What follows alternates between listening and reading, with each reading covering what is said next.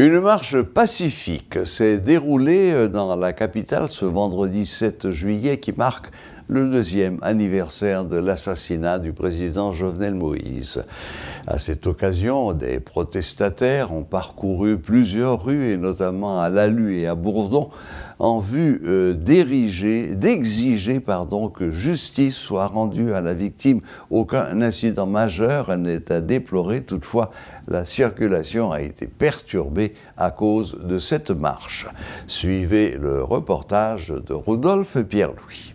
Ce vendredi 7 juillet ramène le deuxième anniversaire de l'assassinat du président Jovenel Moïse en sa résidence privée à Pèlerin 5. On se rappelle, 7 juillet, comment c'était à Port-au-Prince, c'est toute la population qui était en branle par rapport à l'annonce de l'assassinat du président Jovenel Moïse, et des associations et des différentes structures sociopolitiques n'ont pas voulu garder le silence à cette occasion.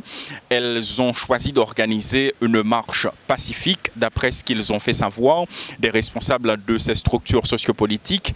Une marche qui a débuté au niveau de Lalue, et le parcours, c'est toute la route de Bourdon, délivrer un message devant la résidence officielle du Premier ministre Ariel Henry et ensuite se rendre au niveau du bureau intégré des Nations Unies en Haïti. D'abord, il faut dire que durant tout le parcours, il y a eu des messages de revendication, des messages qui ont fait savoir que jusqu'ici, déjà 2 ans se sont écoulés. Il y a eu un parcours remarquable en ce qui concerne le dossier de l'assassinat du président Jovenel Moïse. Le dossier, dans un premier temps, a été volé. Il y a eu différents juges qui ont été choisis pour assurer la suite de ce dossier. Il y a eu également un autre vol et finalement le dossier a été reconstitué, et actuellement c'est le juge Martel Jean-Claude qui est en train de traiter le dossier de l'assassinat du président Jovenel Moïse depuis environ 2 mois. Pour revenir sur cette marche pacifique, il faut dire que le responsable Rosemont Jean a délivré un message devant la résidence officielle du Premier ministre Ariel Henry pour lui faire savoir que jusqu'ici la lumière n'a pas été faite sur le dossier et que de leur côté ils n'entendent pas garder le silence car ils veulent que justice soit rendue au président assassiné.